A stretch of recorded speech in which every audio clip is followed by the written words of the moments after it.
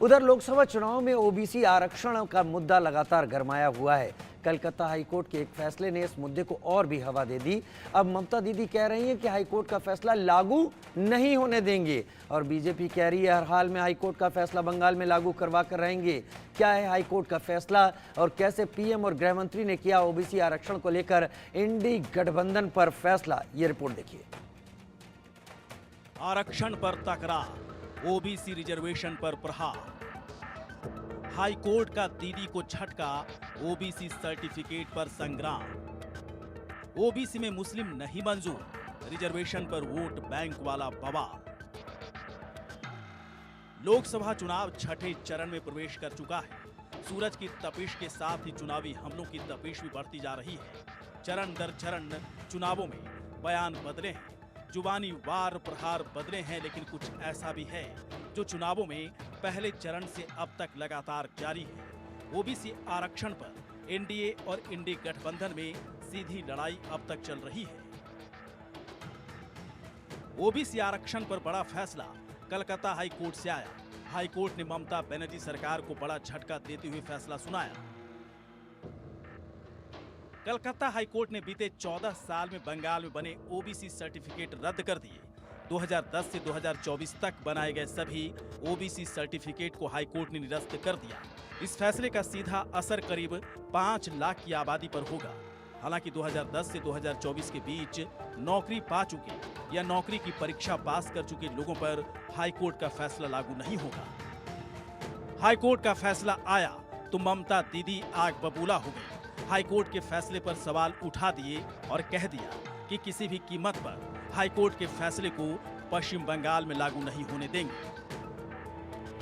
আজকেও আমি শুনেছি কোন একজন জাজকে দিয়ে, যিনি সারাক্ষণ ভদ্রলোক জাজ হিসেবে তাকে আমি সম্মান করি, অনেক ব্যাপারে বিখ্যাত, কাজ নেই কর্ম নেই, কদিন ধরে প্রধানমন্ত্রী বলে বেড়াচ্ছে না মাইনরিটিসরা তফসিলিদের রিজার্ভেশন কেড়ে নেবে, এটা কখনো হতে পারে? তাহলে সংবিধান ছেড়ে ভেঙে দিতে হয়। তাহলে কি নরেন্দ্র মোদী চাইছেন দেশটাকে বিক্রি করে দিতে, না সংবিধানকে বিক্রি করে দিতে? সংখ্যালঘুরা কখনো তফসিলিদের সংরক্ষিত আসনে হাত দেবে না, আদিবাসীদের হাত দেবে না, এটা দিতে পারে না, দেবে না, দিতে পারে না। কিন্তু বদমাইশ লোকেরা কাজ করায় এজেন্সিকে দিয়ে, কাউকে দিয়ে একটা অর্ডার করিয়েছে, যদিও তার রায় আমি মানি না। कलकत्ता हाई कोर्ट के फैसले को ममता दीदी ने सवालों के घेरे में खड़ा किया, लेकिन बीजेपी ने ऐलान कर दिया कि हर हाल में हाई कोर्ट का फैसला पश्चिम बंगाल में लागू कराया जाएगा। गृह मंत्री अमित शाह ने आरोप लगाया कि पश्चिम बंगाल में 118 मुस्लिमों को बिना किसी सर्वे के ओबीसी आरक्षण का फायदा दिया गया। शाह ने आरोप लगाया कि कर्नाटक और आंध्र प्रदेश की तर्ज पर मुस्लिमों को फायदा देने के लिए ममता दीदी ने बिना किसी आधार के ओबीसी सर्टिफिकेट जारी करा दिए। ममता बनर्जी पिछड़े वर्ग के रिजर्वेशन के ऊपर अपने वोट बैंक के लिए डाका डालकर वो रिजर्वेशन मुस्लिम जातियों को देना चाहती है। मैं हाईकोर्ट के फैसले का स्वागत करता हूं। ममता जी ने कहा हम हाईकोर्ट के फैसले को नहीं मानते। मैं बंगाल की जनता को पूछना चाहता हूं, कोई ऐसी मुख्यमंत्री हो सकती है, संवैधानिक पद पर बैठी हुई कोई व्यक्ति ऐसी हो सकती है जो कहेगी कि हम कोर्ट के आदेश को नहीं मानते हैं? किस प्रकार की मानसिकता से बंगाल का लोकतंत्र गुजर रहा है? मैं इसकी घोर निंदा करता हूं और हाईकोर्ट के फैसले का स्वागत करता हूं और हमें सुनिश्चित करेंगे कि हाईकोर्ट के फैसले का अमल हो और जिनका अधिकार है, जो पिछड़े लोग हैं, पिछड़ा वर्ग के लोग हैं, उनको अपना अधिकार मिले। पश्चिम बंगाल की ओबीसी आरक्षण का मुद्दा पीएम मोदी ने दिल्ली की रैली में उठाया। आरोप लगाया कि इंडी गठबंधन ने तुष्टीकरण और वोट बैंक की राजनीति के लिए सभी हदें पार कर दी। आज ही कोलकाता हाईकोर्ट ने इस इंडी अलायंस को एक बहुत बड़ा तमाचा मारा है। कोर्ट ने 2010 के बाद से जारी सारे ओबीसी सर्टिफिकेट कैंसिल कर दिया है। क्यों? ये इसलिए किया गया क्योंकि पश्चिम बंगाल की सरकार ने मुसलमानों का वोट बैंक के लिए अनाप शनाप मुसलमानों को ओबीसी बनाने के सर्टिफिकेट दे दिए थे। ये वोट बैंक की राजनीति, ये तुष्टीकरण की राजनीति, ये तुष्टीकरण की सनक हर हर पार कर रही है। आज कोर्ट ने तमाचा मारा। पीएम मोदी ने दिल्ली के जामिया मिलिया इस्लामिया विश्वविद्यालय में भी ओबीसी आरक्षण देने की बात की और साफ कर दिया कि बीजेपी के शासन में ना तो आरक्षण खत्म किया जाएगा और न ही आंखें बंद कर वोट बैंक के लिए कोई काम किया जाएगा। Bureau report, India news.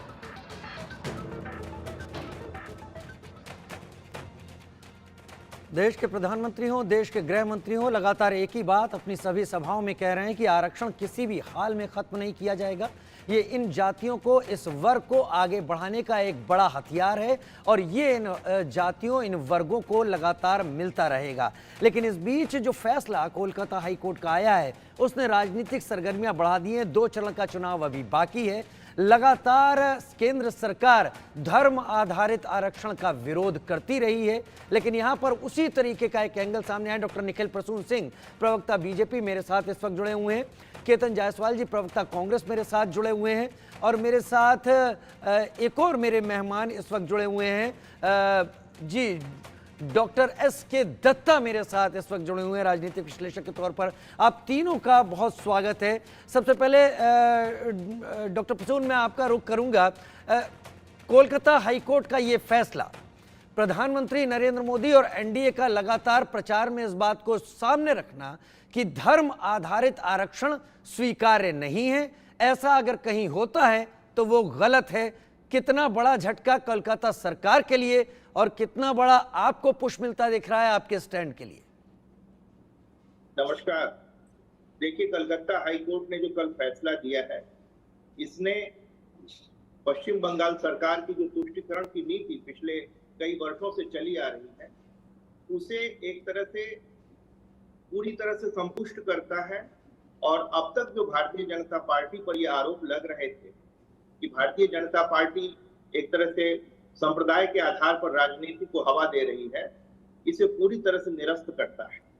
मेरा ऐसा मानना है कि पश्चिम बंगाल की सरकार ने पिछले 1.5 दशक से जिस तरह से ओबीसी की जो सूची है, उसमें मनमाने ढंग से फेरबदल करके 77 से ज्यादा जो अल्पसंख्यक हैं, जो मुस्लिम कम्युनिटीज हैं, उनको उसमें जो प्रवेश करने का निर्णय दिया, उन्हें उसमें शामिल करने का जो एक तरह से एक निर्णय लिया, और जिस तरह से उसे कोलकाता हाईकोर्ट ने निरस्त किया, यह इस बात को संपुष्ट करता है कि पश्चिम बंगाल सरकार ने संविधान के भावना को एक तरह से आहत किया है। पश्चिम बंगाल सरकार जो माइनॉरिटीज हैं, जो अल्पसंख्यक है, उन्हें एक वोट बैंक के तहत उनको एक तरह से पुष्पित पल्लवित करने के लिए जो अन्य पिछड़े वर्ग हैं, जिनका कि जेन्युइन हक बनता है, संवैधानिक हक बनता है, उस हक की अवहेलना करने के लिए उद्यत है और उनके साथ एक नाइंसाफी करने को पूरी तरह उतारू है। और इसे हाईकोर्ट ने भी अपने आदेश में इसकी पुष्टि की। मुझे ऐसा लगता है कि 5 लाख से ज्यादा सर्टिफिकेट्स जो हैं, उसको पूरी तरह से निरस्त कर देना, ये लाखों युवाओं के जीवन के साथ भी खिलवाड़ है, ये सरकारी अराजकता का परिचायक है। और मुझे ऐसा लगता है कि इस तरह से पश्चिम बंगाल की सामाजिक व्यवस्था को छिन्न भिन्न करने की दिशा में पश्चिम बंगाल सरकार ने यह बेहद ही खतरनाक कदम उठाया था, जो कि संवैधानिक रूप से वैध या उचित नहीं था। मुझे ऐसा लगता है कि सरकार को यह विचार करना चाहिए कि क्या वो शासन करने योग्य है। अभी कुछ दिन पहले 26,000 नौकरियां रद्द हो गई, जो सेकेंडरी और हायर सेकेंडरी की। अभी जो है सो 5 लाख से ज्यादा सर्टिफिकेट्स जो है सो ओबीसी के वो रद्द हो गई। आखिर पश्चिम बंगाल सरकार क्या शासन करने का जो अपना जो नैतिक धर्म है उसे निभा पा रही है? मुझे तो लगता है कि सरकार को 1 मिनट भी अब शासन में रहने का कोई हक नहीं है। और इस फैसले के बाद, जो कि पूरी तरह से धर्म के आधार पर, संप्रदाय के आधार पर, एक तरह से जो हिंदू कम्युनिटीज है, जिसमें जो अति पिछड़े वर्ग हैं, उनके साथ अन्याय की पराकाष्ठा है। और ये हम नहीं कह रहे, ये हाईकोर्ट ही कह रहा है अपने शब्दों में। और जिस तरह से हाईकोर्ट के निर्णयों पर तृणमूल कांग्रेस के शीर्ष नेतृत्व की और वहां बाकी नेताओं की प्रतिक्रिया आई है, ये अदालत की अवमानना भी है। खैर। इसकी हम लोग घोर निंदा करते हैं और पश्चिम बंगाल सरकार से इस्तीफे की मांग करते हैं। चलिए खैर, ये जो बाकी टिप्पणियां आई हैं ममता सरकार की तरफ से, उन पर भी चर्चा आगे करेंगे, मुख्यमंत्री का क्या कहना है। लेकिन अभी केतन जायसवाल जी, प्रवक्ता कांग्रेस, मेरे साथ इस वक्त जुड़े हुए हैं।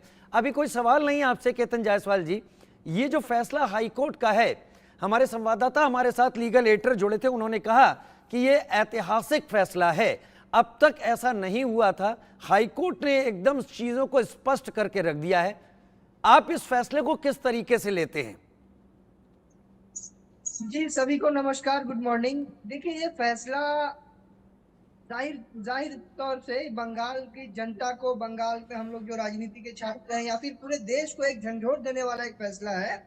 और ये फैसला महामान्य हाईकोर्ट को क्यों लेना पड़ा? क्योंकि बंगाल में पिछले एक दशक से ज्यादा से एक होता है ना कि आइन का शासन चलना, वो नहीं है। यहाँ कानून का राज नहीं है, यहाँ जो राज कर रहे हैं उनका कानून चलता है। इसलिए वो अपनी मर्जी से कभी किसी को भी नौकरी दे देते हैं, इसलिए वो अपनी मर्जी से नियमों को ताक पे रखकर किसी भी तरह से ओबीसी का या फिर जातीय प्रमाण पत्र वगैरह दे देते हैं, जो मन में आता है उसको टेंडर दे देते हैं। तो यहाँ जो मूल यहाँ की समस्या है, जो मूल जो बात है, ये जो सभी समस्याओं की जो जननी है, यहाँ कानून का राज नहीं है, जो लोग राज कर रहे हैं, शासक, उनका राज चलता है। और आप बताइए कि एक संविधान की शपथ लेने वाली एक मुख्यमंत्री, देखिए राय जो हमारे जो कोर्ट्स के जो हमारे फैसले होते हैं वो कभी हमें पसंद आते हैं या कभी पसंद नहीं आते हैं, परंतु हम किस प्रकार हम उसकी विवेचना कर सकते हैं। हमारे संविधान में यह प्रावधान है कि हम ऊपर के कोर्ट्स में जा सकते हैं, उसको चुनौती दे सकते हैं,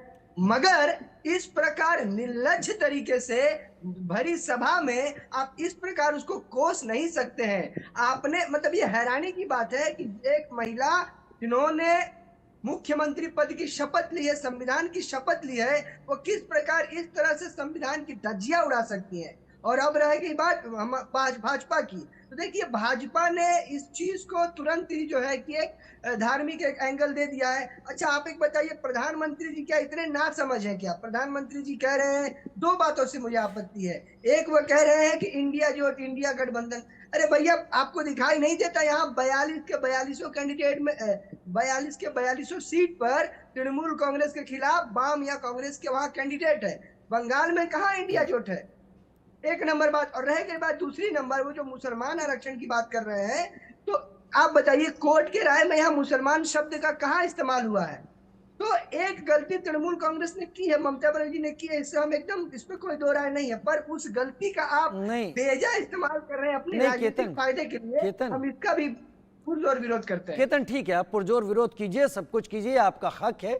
मैं और सवालों पर आऊंगा, अभी मैंने आपका रुख समझ लिया, आप क्या सोच रहे हैं। मुझे लगा कि आप ममता सरकार से सहमत हो गए, गठबंधन में भले आप लोग आमने सामने चुनाव लड़ रहे हैं, लेकिन कहीं बहुत इस गठबंधन के साथ ही है ममता भी, और उन पर झटका लगता है तो आप पर भी सवाल उठते हैं। मैं आ रहा हूं केतन, आ रहा हूं।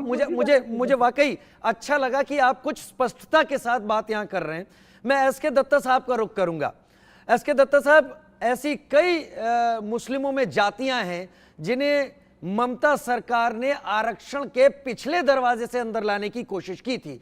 5 लाख से ज्यादा ऐसे सर्टिफिकेट अब रद्द हो जाएंगे, जैसा डॉक्टर प्रसून भी कह रहे थे। अब इसके पहले 26,000 नौकरियां जा चुकी हैं, लेकिन ममता दीदी आगे बढ़कर कह रही हैं वो इस फैसले को लागू नहीं होने देंगी। संवैधानिक पद पर बैठा शख्स ऐसा कह रहा है, ये सोचने वाली बात है, लेकिन हो सकता है वो ये सोच रही हो कि सुप्रीम कोर्ट का रुख करें।